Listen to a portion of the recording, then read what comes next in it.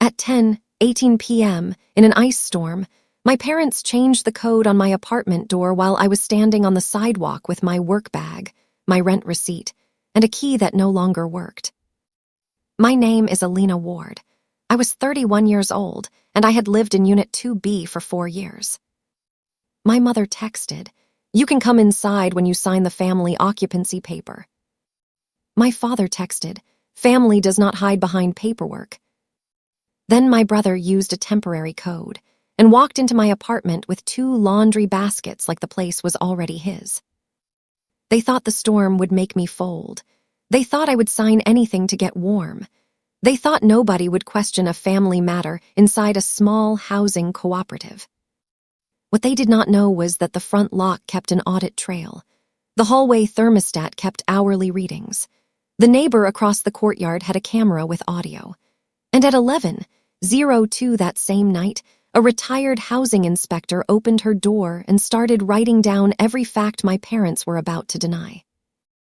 If you have ever had family tell you paperwork does not matter because they are family, tell me in the comments what you would have done standing outside that door.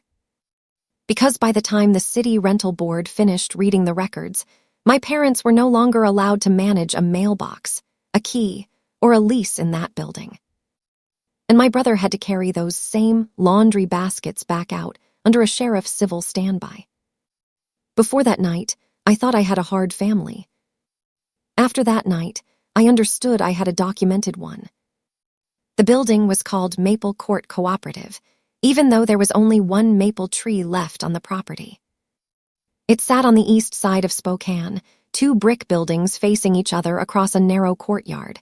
8 apartments total, old radiators, bad window seals, good bones. The kind of place where everybody heard the delivery truck and nobody pretended not to see the snow shovel by the door. My parents did not own Maple Court. That part matters. They acted like they did, but they did not. Maple Court was owned by a small nonprofit housing cooperative that had been started in the 1980s by retired teachers and church members. My mother, Diane Ward, was the volunteer treasurer. My father, Martin Ward, was the maintenance coordinator. They had keys, passwords, vendor contacts, and a lot of confidence.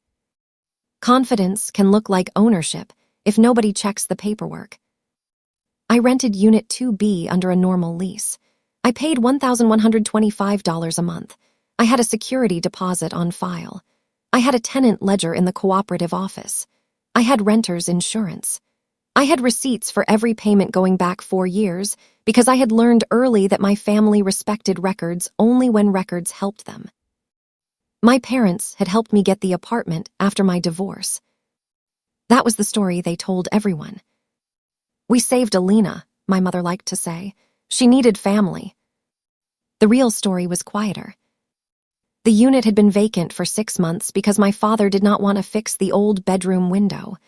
I offered to pay the deposit, sign the lease, and do minor repairs myself if the board approved the rental. The board did. I moved in with 2 suitcases, a folding table, and a mattress I bought from a warehouse store. I also became the person my parents called when a pipe clanged. A tenant needed help with the online payment portal, or a snow contractor forgot the back steps. "You are right there," my mother would say. That phrase did a lot of work. "You are right there, so check the laundry room." "You are right there, so meet the plumber." "You are right there, so take Dad's dinner upstairs because he is working late." "You are right there, so let Ryan store some things in your hallway closet for a week." Ryan is my younger brother. He was 27 then, and in our family, Ryan's plans were treated like public infrastructure, delayed but always funded. He had started a home staging business, then a podcast studio, then a vintage lamp store, then a meal prep page. None of it lasted long, but every idea needed space, money, patience, and one more chance. By January 2025, Ryan had decided he was going to become a short-term rental consultant. He had watched videos about people turning small apartments into weekend stays for traveling nurses and remote workers. He had no license, no permit, no property, and no clients. What he had was my apartment. He started joking about it in December. 2B has the best light, he said at Christmas dinner. I said, 2B has my bed in it. He laughed like I had made a technical point, not a real one. My mother smiled at him. It is family space, honey. We all sacrifice. That was her other sentence. We all sacrifice. She usually said it when I was the only one being asked to give something up. My father had his own version. Family does not hide behind paperwork. He said it the first time I refused to let Ryan keep inventory boxes in my living room. I said, Dad, my lease says the unit is residential. I cannot have his business storage in here. He looked offended. Family does not hide behind paperwork. I said, it is not hiding, it is the lease. Same thing when you are using it against us. That was how he thought. If a document protected him, it was responsible. If it protected me, it was betrayal. I worked as a billing coordinator for a snow and paving company called Harlan Road Services. It was not glamorous work. I matched driver time sheets, salt load tickets, fuel cards, GPS routes, invoices, and municipal purchase orders. During storms, I stayed late because every city wanted a record of what truck had been where and at what time. That job trained me to love quiet proof. A person could swear a truck never came down their street. The GPS dot had an answer. A driver could forget a salt load. The scale ticket had a time stamp. The city could say an invoice was too high. The route sheet showed 6 extra passes after a bus slid sideways on a hill. Records were not dramatic. That was why they worked. On Thursday, January 16, 2025, freezing rain hit Spokane around 5 p.m. It was the ugly kind of storm, not pretty snow, not clean cold, rain that froze on railings, windshields, tree branches, sidewalks, eyelashes. The city put out a travel advisory. Our office moved into storm mode. Drivers checked in every hour. Dispatch sent plows to bridges and hills first. I had a stack of salt tickets to reconcile before midnight. At 6:14 p.m., my mother texted me. Family meeting at 9:30. Be home. I wrote back at work, storm billing might be late. She answered, do not make this difficult. That was not about the storm. 2 days earlier, my parents had handed me a paper at Sunday dinner. They called it a family occupancy correction. It said I agreed that Unit 2B was being reassigned temporarily for cooperative business development, and that I would move into my parents' guest room for 90 days while Ryan piloted a furnished rental plan. The paper had my name typed at the bottom. There was a blank line for my signature. I read it once and set it on the table. No. Ryan stopped chewing. My mother blinked like the word was rude. My father said, you have no idea how much we have done for you. I said, I pay rent. At a family rate. At the rate the board approved. Because of us. Because I signed a lease. That was when he said it again. Family does not hide behind paperwork. I looked at the paper. Then why did you type this? Nobody answered that. On Thursday, they wanted me home at 9:30 so they could try again. I knew it. I also knew my shift did not care. At 8:52 p.m., the city added 3 emergency routes. At 9:08, one of our drivers slid into a curb and cracked a rim. At 9:17, my supervisor asked me to stay until the amended invoice packet was sent to the Public Works duty officer. I texted my mother. Still at work, roads bad, I will not sign anything tonight. She did not answer. My father did. You are late because you want control. I stared at the message for a second. Then another came in. There are consequences when a daughter forgets gratitude. My office was 9 miles from Maple Court. On a good night, it took 18 minutes. That night, it took 47. I drove with both hands tight on the wheel. My tires slipped twice. The radio kept repeating the advisory. Avoid unnecessary travel. Ice accumulation on untreated surfaces. Multiple collisions reported. At 10:11 p.m., while I was stopped behind a sanding truck on Sprague Avenue, my phone buzzed with a notification from the Maple Court Resident app.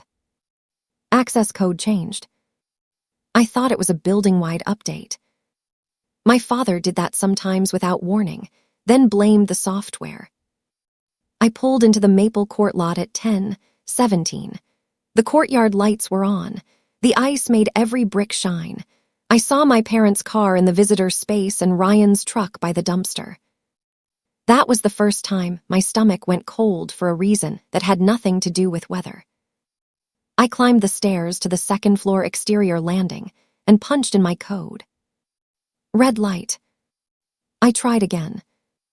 Red light. I used my physical key. The deadbolt turned halfway and stopped because the inside security bar was set. I knocked. No answer. I knocked harder.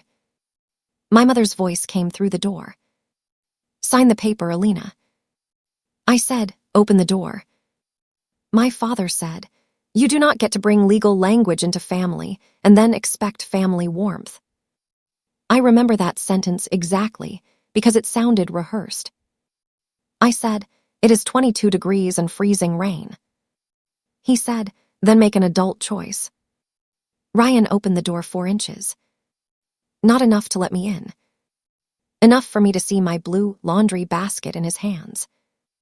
It was full of my towels. He looked embarrassed for about half a second. Then he put on that lazy smile he used when he wanted me to feel unreasonable. "Elle, just sign it. You can stay at Mom and Dad's for a while. I already moved the table." "You moved my table." "It is not personal." My mother said from behind him, "Ryan needs a start." I said, "I need my home." My father pushed the door closed. The lock clicked. At 10:22, my mother texted me, "You can come inside when you sign the family occupancy paper." At 10:23, my father texted, "Family does not hide behind paperwork." At 10:24, Ryan texted, "Don't make this ugly. The board already knows you're transitioning out." That was the first proof hint I did not understand yet. The board already knows. I stood on the landing with freezing rain collecting on my hair and coat. The metal railing was slick. My work shoes had flat soles. My hands were shaking partly from cold and partly from the humiliation of having my own family talk through a door like I was a stranger trying to sneak in. I called my mother. She sent me to voicemail. I called my father. Voicemail. I called Ryan. He answered, but I could hear my own apartment in the background. The radiator clank, the little fan by the kitchen window, my life behind him. "You need to cooperate," he said. "You are in my apartment." Dad said the unit is cooperative property. It is cooperative property with my lease. There you go with paperwork again. "Ryan, it is an ice storm." He sighed. "You always make yourself the victim." Then he hung up. The first 20 minutes were anger. I knocked, I called, I took screenshots. I tried the code again and again even though I knew it would not work. I told myself they would open it when they saw I was not signing. At 10:41, my mother sent one more text. "Last chance tonight, sign and sleep indoors." That message changed something in me. Not because it was the cruelest thing she had ever said. Because it was clear. She knew where I was. She knew the weather. She knew the door was locked. She knew the condition she had put on shelter. I stopped knocking. I took a screenshot. Then I walked down the icy stairs one step at a time and crossed the courtyard to Unit 1A. Unit 1A belonged to Ruth Bell. Ruth was 68, widowed, direct, and not easy to charm. She had been a city housing inspector for 29 years before she retired. My father disliked her because she asked for receipts. My mother called her difficult. I liked her for the same reason. Ruth opened the door before I knocked twice. She had already seen me from her front window. "Elena, why are you outside?" I tried to answer like a normal person, but my teeth were chattering too hard. She looked over my shoulder toward 2B. Then she looked at my wet coat, my work bag, and my phone in my hand. "Inside," she said. No questions first. Inside. That was the first mercy of the night. Her apartment smelled like coffee, dust, and lemon cleaner. She put a towel around my shoulders and made me sit at her kitchen table. She did not give me hot water right away. She gave me warm water, small sips. She had been an inspector, not a nurse, but she knew enough about cold exposure to be careful. "How long?" she asked. "Since 10:18. She looked at the clock. 11:02. 44 minutes. She wrote it on a yellow legal pad. Not typed. Written. Time found, 11:02 p.m. Condition, wet hair, shivering, pale fingers, coherent but shaking. Weather, freezing rain, 22 degrees, ice accumulation. I watched her write, because it gave my brain something steady to follow. Then she asked, "Who changed the lock?" "My dad." "Why?" "They want my apartment for Ryan." Her mouth pressed into a thin line. She did not say she was sorry.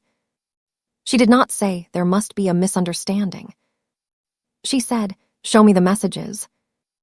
I handed her my phone. She read each one. She took photos of the screen with her own phone, then told me to email screenshots to myself while they were fresh. "Cloud backup," she said. "Now." I did it. At 11:18, someone pounded on Ruth's door. Not knocked. Pounded. Ruth stood up. My father called from the hallway, "Elena, open this door." Ruth did not move fast. She walked to the door, looked through the peephole, and said, "Martin, this is Ruth Bell. You need to step back." "My daughter is in there." "She is a tenant in distress." "She is my daughter." "Those can both be true. Step back." My mother said, "Ruth, this is family." Ruth opened the door with the chain still on. Only 3 inches. Her voice stayed level. "Diane, I inspected illegal lockouts for almost 3 decades. Do not use the word family to describe one." My mother looked past her at me. Her face changed when she saw the towel, the legal pad, and my phone open on the table. She understood evidence faster than compassion. "Elena," she said, softer now, "come upstairs and stop making a scene." Ruth said, "She can come upstairs when the lock is restored and no condition is placed on entry." My father laughed once. "You have no authority here." Ruth looked him right in the face. "Neither do you, if she has a current lease." My father stepped closer to the door. Ruth closed it. Then she called the non-emergency police line. Not 911. She was precise. "This is a tenant lockout during freezing rain," she said. "The tenant is safe inside my unit now. The alleged lockout was done by building agents who are currently in the hallway." Alleged. Building agents. Currently. She sounded like a report before the report existed. 2 officers arrived at 11:46. Officer Dale and Officer Sims. I remember because Ruth made me write their names down. My parents tried to control the hallway conversation. My father said I had voluntarily moved out. My mother said I was between living arrangements. Ryan said I had agreed to let him test the space. I stood inside Ruth's doorway with a blanket around my shoulders and listened to 3 people lie about where I slept. Officer Dale asked, "Do you have ID with this address?" I did. "Driver's license, Unit 2B. "Do you have a lease?" I had a scanned copy in my email. "Rent proof."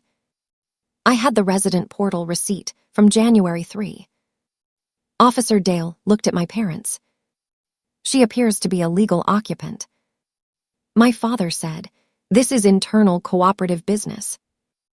Officer Dale said. It became a police call when she was locked out in an ice storm. That was the first time all night I saw my father's confidence slip.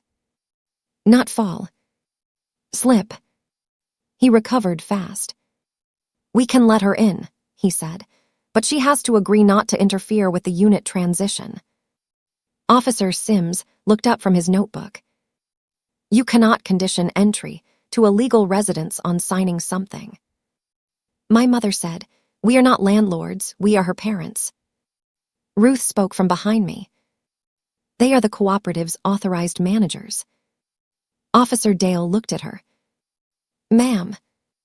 Ruth said, Ruth Bell, Unit 1A retired Spokane housing inspector. I am happy to provide a written witness statement. My mother closed her mouth. The police did not break my door open.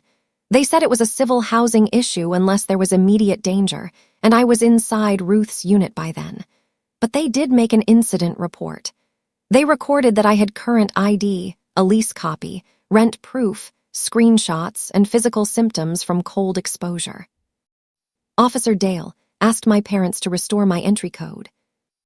My father said the system was down. The system was not down. We all knew it. I slept on Ruth's sofa that night in sweatpants she lent me and socks that were too big. I did not sleep much. I kept hearing the red beep of the lock in my head.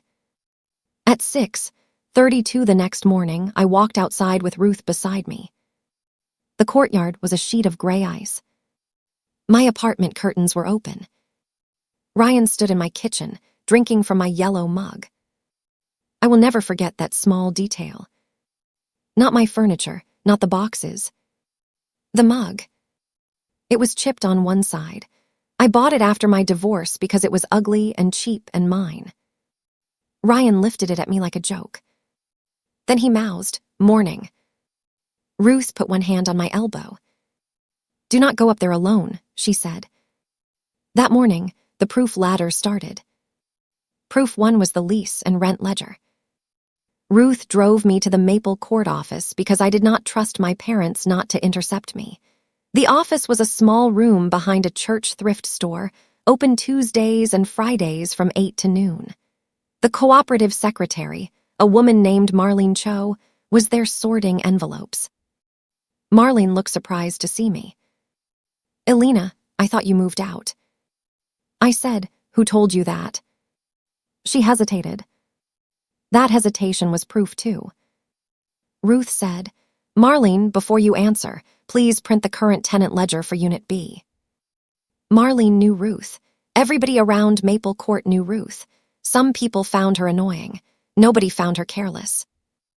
Marlene printed the ledger. Tenant, Elena Ward. Lease start, March 1, 2021. Lease status, active.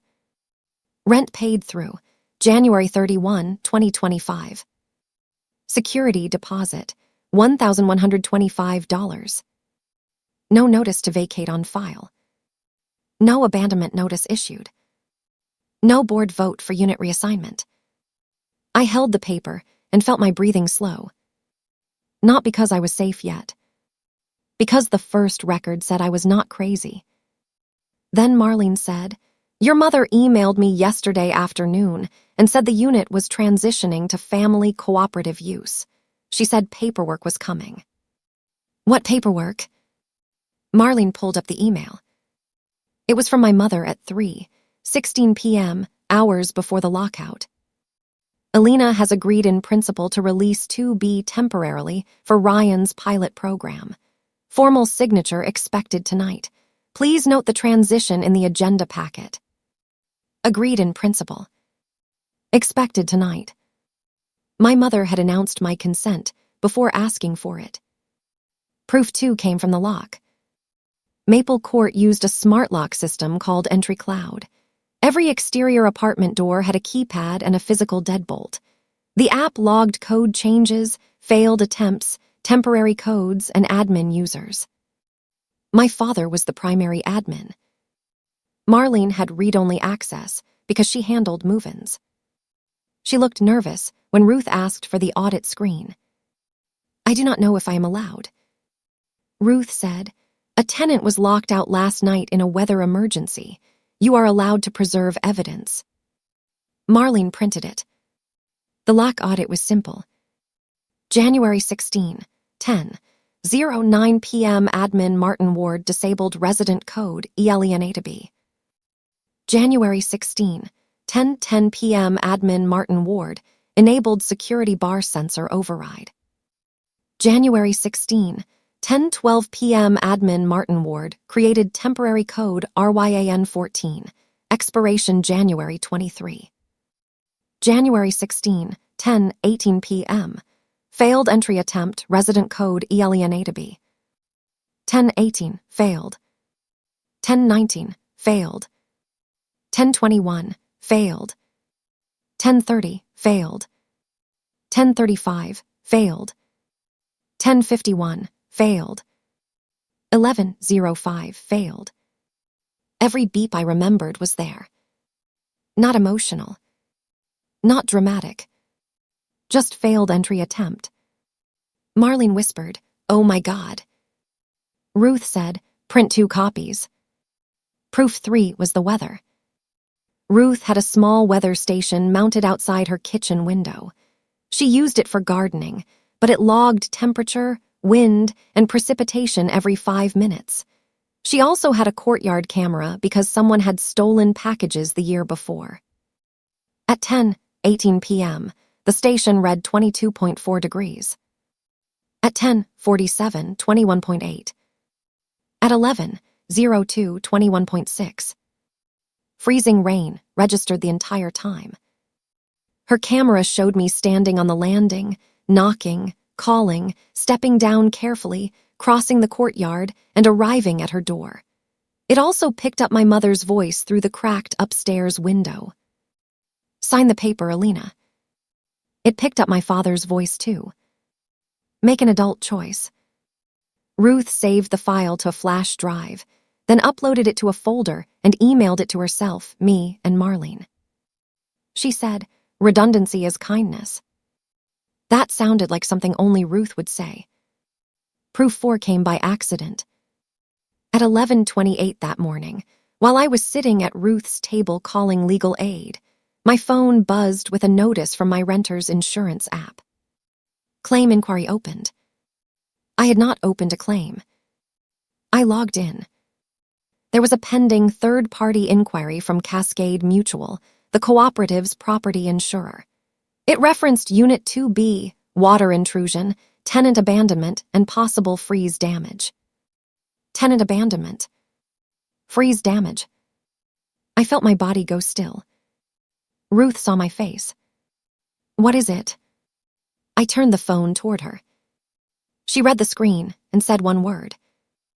"Bigger." She was right. The lockout was not just punishment. It was part of a paper trail. My parents were trying to make it look like I had abandoned the unit during a freeze event so the cooperative could file damage, keep my deposit, and justify giving the apartment to Ryan as an emergency management decision. That was the midpoint of the whole thing. The betrayal changed shape. It was no longer my parents trying to scare me into signing. It was my parents trying to manufacture my consent, my vacancy, and my fault in one night. If you want to see how this kind of lie falls apart one quiet record at a time, share this story and subscribe for the next reveal, because the next file was the one that made the room go silent.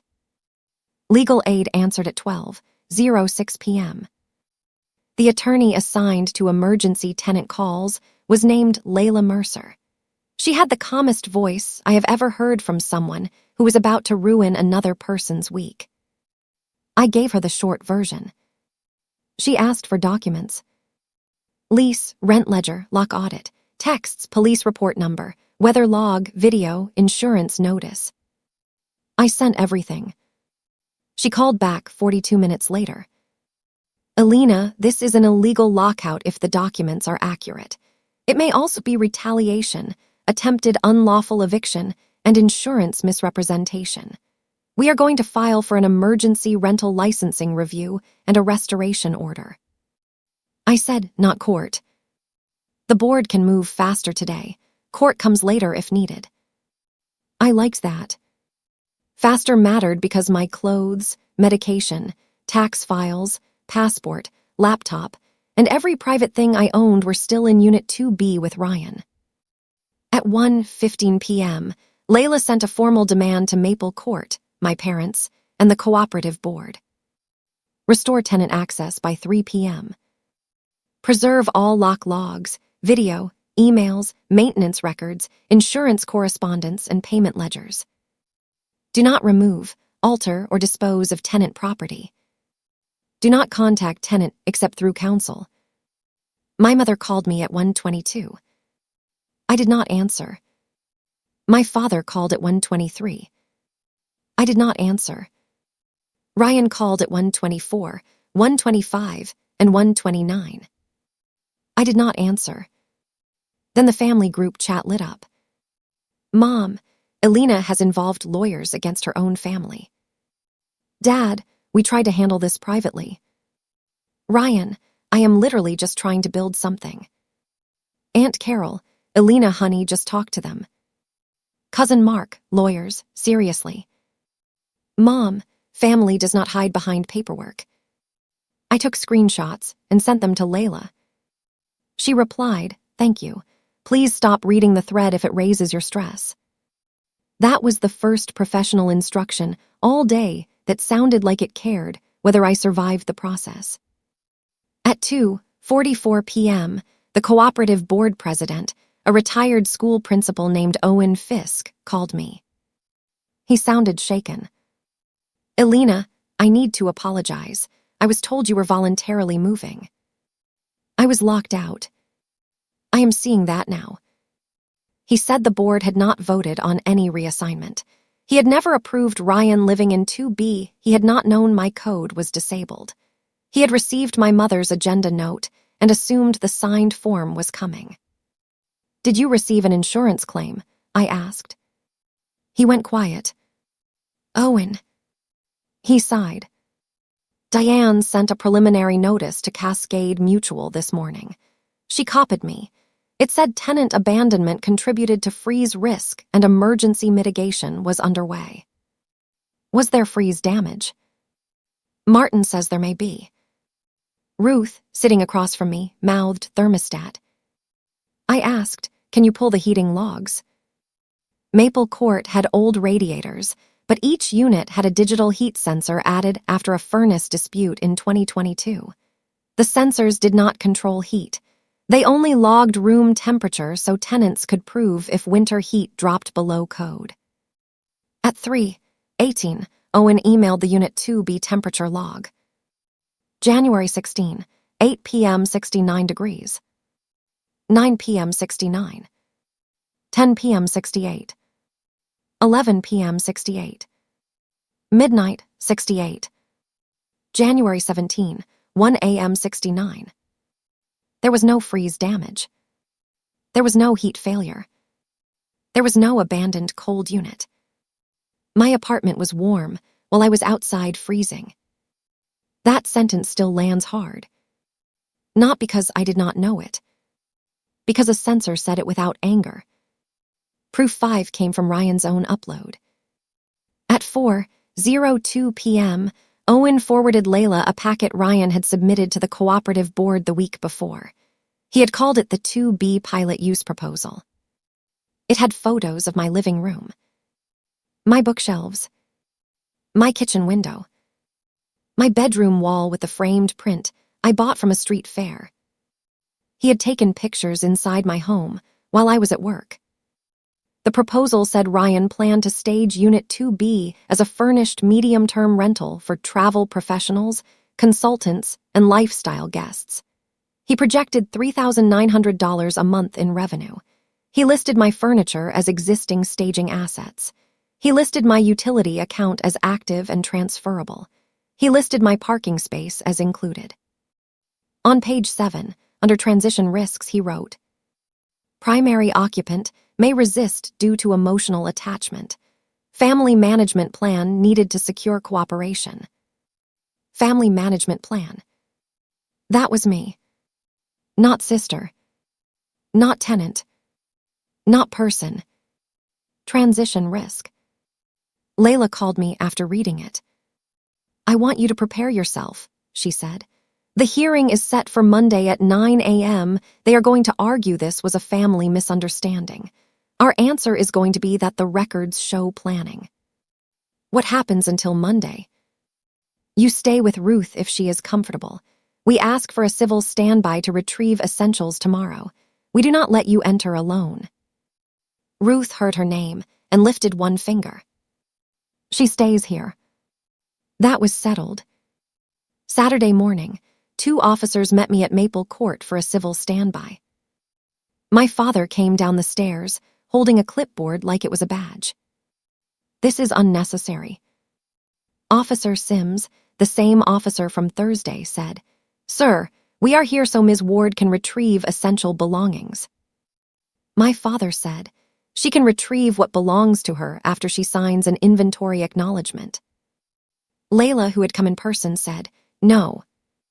Just no. Not a paragraph. No. My father looked at her with the expression he used when women surprised him by being direct. Ryan opened my apartment door wearing my old college sweatshirt. That was proof 6, but I did not need it for the board. I needed it for myself. Some people think the big betrayal is always money. Sometimes it is someone standing in your kitchen wearing your sweatshirt because he has already decided you are gone. The apartment looked wrong. My couch had been pushed against the wall. My books were in boxes. My desk was gone. My winter coat was in the hallway closet, soaked at the bottom because someone had set a wet mop bucket beside it. My tax folder was on the floor next to Ryan's printer. 3 drawers from my dresser had been dumped into trash bags. I reached for a bag. Layla said quietly, Photograph first. I did. Every room. Every box. Every moved item. Officer Sims noted the condition. Ruth stood in the doorway and made her own list. Ryan kept saying, This is temporary, until Layla told him to stop speaking to me directly. I took my medications, passport, laptop, work files, 2 changes of clothes, my winter coat, and the yellow mug. Ryan said, Really? I looked at him. Yes. The hearing was Monday, January 20, at the Spokane Rental Licensing Board office. It was not a courtroom. That mattered to me. There was no witness stand, no jury, no high ceiling, no drama. Just a municipal hearing room with beige walls, a long table, a city seal, a speakerphone, and 14 people who had all brought paper. The board chair was Nadine Alvarez. Beside her sat a housing compliance officer, a fire safety inspector, and a city attorney. Owen Fisk came for the cooperative. Marlene came with the ledger binder. Layla sat next to me. Ruth sat behind me with her yellow legal pad. Officer Sims attended by request. A Cascade mutual adjuster joined by video. A representative from Entry Cloud joined by phone. My parents arrived together. My mother wore her navy nonprofit blazer, the one she used when she wanted to look helpful. My father carried a folder labeled Family Transition. Ryan came in late, holding coffee. That felt right. Nadine Alvarez opened the hearing at 9:03 a.m. This is an emergency review regarding alleged illegal lockout, unauthorized occupancy transfer, and possible licensing violations at Maple Court Cooperative, Unit 2B. Alleged again. I understood the need for that word. But my body still reacted to it. My mother spoke first, because of course she did. She said this had been a painful family misunderstanding. She said I was under stress. She said I had agreed verbally to help Ryan and then panicked when implementation began. She said the weather had been unfortunate but not intentional. Then she said, We never meant for Elena to be unsafe. Ruth's pen stopped moving. My father leaned forward. With respect, this is a family cooperative. We handle things relationally. Elena escalated this because she has developed a pattern of weaponizing documents against us. Family does not hide behind paperwork. Nadine Alvarez looked at him for a long second. Mr. Ward, this board is paperwork. Nobody laughed. That made it better. Layla began with the lease. She did not raise her voice. She gave Marlene the copy and asked her to confirm it. Marlene confirmed the lease was active. She confirmed rent was current. She confirmed no notice to vacate. She confirmed no board vote. She confirmed no signed occupancy correction. My mother interrupted. There was verbal consent. Layla asked, "Did you have written consent?" "This is family." "Did you have written consent?" My mother looked at Nadine. Nadine said, "Answer the question." My mother said, "No." One small word.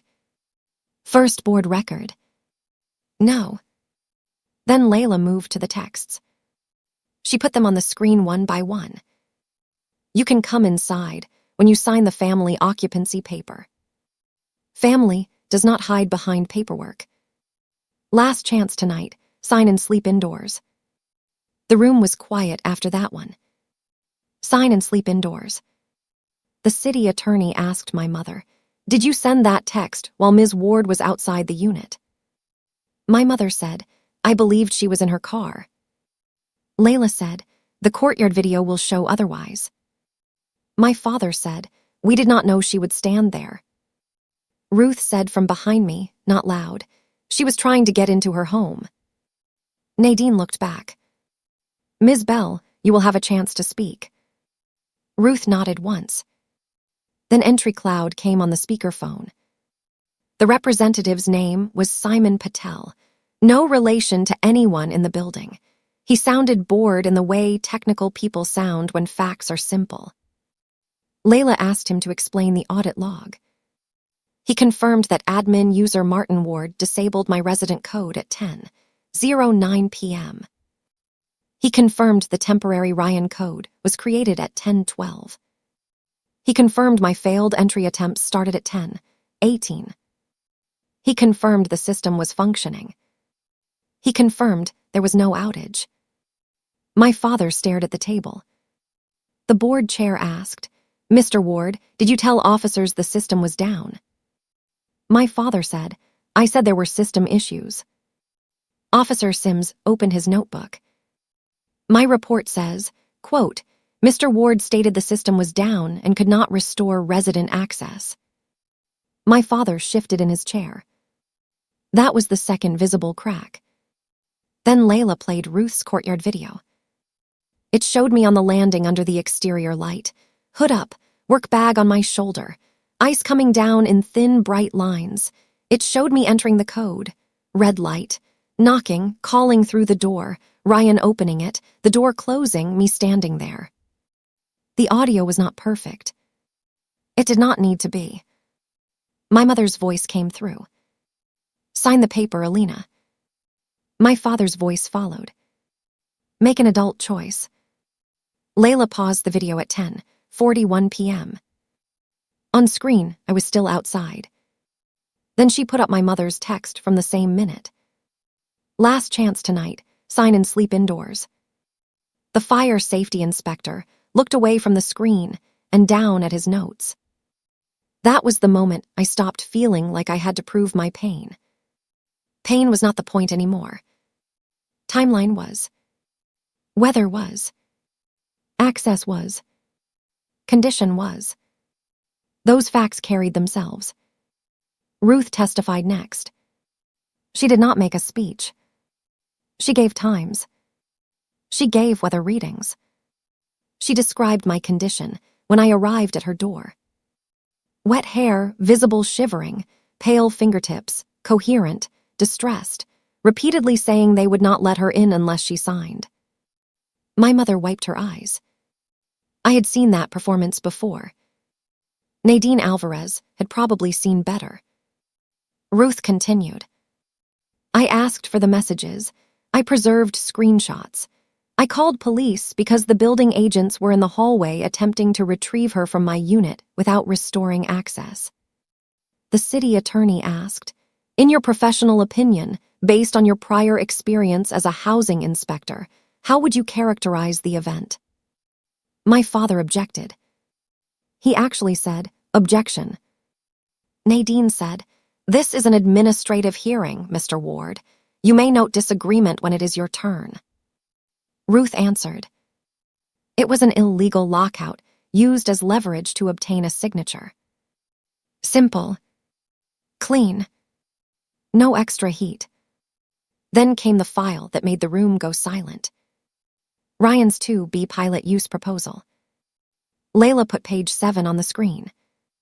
Primary occupant may resist due to emotional attachment.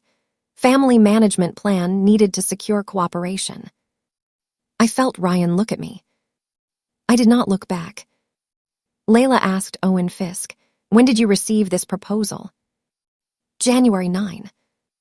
Did Ms. Ward know her apartment had been photographed and included?" Owen looked miserable. "Not to my knowledge." "Was there board approval?" "No." "Was there any legal process to remove her?" "No." The city attorney asked Ryan, who took the photographs inside Unit 2B. Ryan said, "I did. With Ms. Ward's permission. It is a family building." Nadine said, "That is not an answer." Ryan's face reddened. "No." Another small word. "Second board record." "No." Then the Cascade Mutual Adjuster spoke from the video screen. Her name was Patris Glenn. She had neat glasses and the tired patience of someone who had read too many bad claims. She confirmed that Diane Ward submitted a preliminary incident notice on January 17 at 8:08 a.m. The notice said Unit 2B had been vacated unexpectedly by the occupant during freeze conditions. It said emergency mitigation was required. It said tenant negligence may have contributed. It requested guidance on preserving a claim for possible flooring and wall damage. Layla asked, "Did your company inspect freeze damage?" Patris said, "No, we requested temperature logs and photographs first." "Did the temperature logs support freeze damage?" "No, the unit remained between 68 and 69 degrees during the relevant period." "What is the status of the claim?" "Suspended pending investigation." "Investigation into what?" Patris looked directly into her camera. "Potential material misrepresentation." My mother closed her eyes. My father whispered something to her. Ryan stopped touching his coffee. That was when the betrayal became public in the way that mattered. Not viral. Not loud. Official. The records had moved from family pressure to insurance language, housing violations, unauthorized occupancy, and possible fraud. My father asked to speak. Nadine allowed it. He stood, even though nobody had asked him to. "My daughter has always been difficult when held accountable. We were trying to help her transition into a better arrangement. She has been isolated in that apartment since her divorce. Ryan's plan would have benefited the cooperative. The weather was unfortunate, but Elena chose to stand outside rather than accept family guidance." I looked at Layla. She put one hand flat on the table. "Wait." So I waited. My father kept going. If she had simply signed the paper, she would have been warm. She made a choice. The housing compliance officer, a quiet man named Terrence Blake, asked, "Mr. Ward, are you saying warmth was conditional on signing?" My father opened his mouth, then closed it, then said, "In the context of a family disagreement." Terrence wrote something down. I never found out what. I hope it was just the word yes. Nadine called a 15-minute recess. I went into the hallway with Layla and Ruth.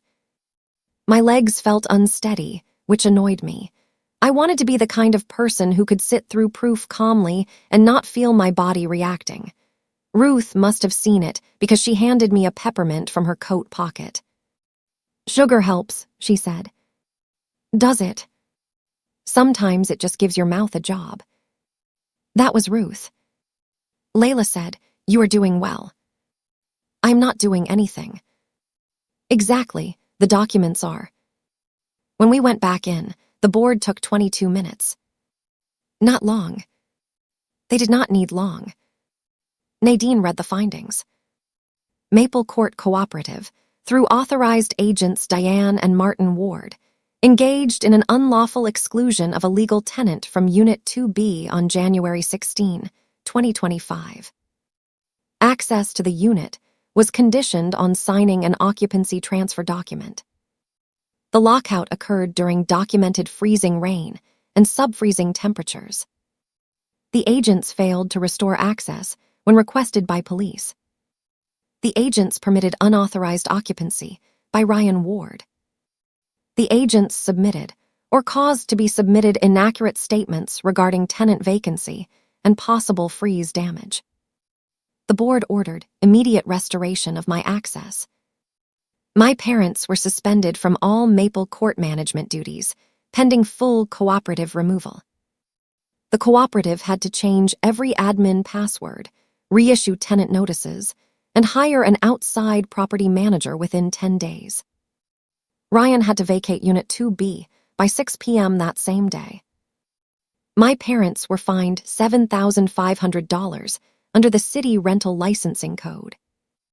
The cooperative was ordered to pay my emergency lodging, damaged property replacement, and a statutory lockout penalty of $4,500, with the right to recover from my parents through internal action.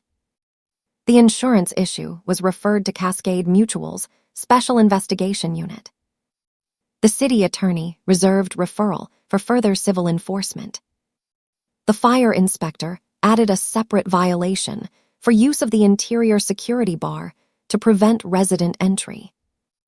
Every consequence had a number, a deadline, and a person responsible. That is what made it feel real. My mother started crying before Nadine finished. "This will ruin us at the cooperative." Nadine looked up. "Mrs. Ward, you locked a tenant out in freezing rain to obtain a signature." My mother said, "She is our daughter." Nadine said, "That made it worse." I did not smile. I did not feel triumphant. I felt tired in a clean way. Like a heavy box had finally been labeled correctly. At 5:30 that evening, Officer Sims met us at Maple Court for the second civil standby. Ryan had until 6. He waited until 5:54 to start carrying things out because Ryan always believed inconvenience was something other people should absorb. He carried out his lights, his rolling backdrop, 3 boxes of fake plants, a printer, a ring light, and 2 laundry baskets of my towels. The same baskets. The practical receipt started right there, in the courtyard, on city letterhead. Layla handed my father a copy of the board order. Officer Sims stood beside her. Owen Fisk stood by the stairs looking like he had aged 5 years since breakfast. My father read the first page and said, "This is excessive." Layla said, "It is enforceable." He looked at me. "You are really going to let them do this to your family?" I said, "You did it, they wrote it down." He shook his head. "Family does not hide behind paperwork." Officer Sims, who had been quiet, said, "Sir, tonight paperwork is why everybody is standing indoors." Nobody answered him. Ryan brought down the yellow mug last. I did not know he still had it. He held it out like he was doing something generous. "Here, since you made it such a big deal." I took it. There was a chip in the handle now. I wanted to say something sharp. Instead, I said, "Do not enter my home again." He rolled his eyes, but he did not cross the line of the doorway. That was new. The locks were reset by an outside locksmith at 7:12 p.m. Not Entry Cloud. A real locksmith with a van, a paper invoice, and no interest in family stories. He removed the interior security bar. He installed a new deadbolt. He gave one key to me and one sealed key to the outside property manager who had been hired on an emergency basis. My parents got none. When the locksmith handed me my key, he said, "Test it." So I did. I stepped into the hallway, closed the door, put the key in, turned it, and opened my own apartment. One simple turn. No code. No permission. No red light. That was the first emotional receipt, even if I did not have words for it yet. The weeks after the hearing were not peaceful. People like to think official consequences end the story. They do not. They start the cleanup. My mother sent letters to relatives saying I had humiliated her in front of strangers. My father tried to appeal the board finding and missed the filing deadline by 2 days because he sent it to the wrong department. Ryan posted online about family betrayal and toxic scarcity mindset until someone in the cooperative sent screenshots to the city attorney because the post included a picture taken inside my apartment. The outside property manager, a woman named Bev Santos, sent him a trespass warning. That stopped the posts. Cascade Mutual denied the freeze claim and sent a reservation of rights letter to the cooperative. I only saw part of it because it was not my claim, but Owen told me the insurer had opened a misrepresentation file. My parents were removed from Maple court duties by unanimous board vote on February 3. Unanimous. Even the board member who had known my mother for 22 years voted yes. The cooperative had to send every tenant a letter explaining that management authority had changed, lock access had been audited, and no tenant could be displaced without written legal process. Ruth taped the letter inside the laundry room. Someone took it down. She taped up another one. That one stayed. My damaged property payment came on February 14. Not romantic. Useful. $1,860 for clothing, document replacement, cleaning, and the broken desk Ryan had dragged across the floor. The lockout penalty came a week later. $4,500. The cooperative paid me directly, then pursued my parents for reimbursement. I did not ask how those conversations went. I used part of the money to move. That surprises some people when I tell the story. You won, they say. Why leave? Because winning access to a door does not mean your body wants to sleep behind it. I stayed in Unit 2B for 6 more weeks because moving takes money and time. Every sound in the hallway made me freeze. Every app notification made my stomach drop. Every time freezing rain hit the window, I saw that red light again. So I found a 1-bedroom across town, in a plain building with a plain landlord who did not know my parents. No cooperative drama. No family keys. No brother with a business idea. The lease was boring. I loved it immediately. On move-out day, Ruth came upstairs with a roll of packing tape and 3 black markers. She labeled every box like it was evidence. Kitchen. Books. Winter coats. Documents. Yellow mug. I said, "You do not have to help." She said, "I know." That was all. When I turned in my Unit 2B keys to Bev, she gave me a final tenant ledger. Paid in full. Deposit returned. No damages assessed. No adverse rental history. I stared at that last line longer than the rest. No adverse rental history. My parents had tried to write abandonment and negligence into my record. The final ledger wrote neither. That was my practical receipt. Not revenge. Not a speech. A clean rental history. Something I could hand to the next landlord without explaining my family. In March, Layla called with the last update. The city had closed its emergency case with a sustained violation.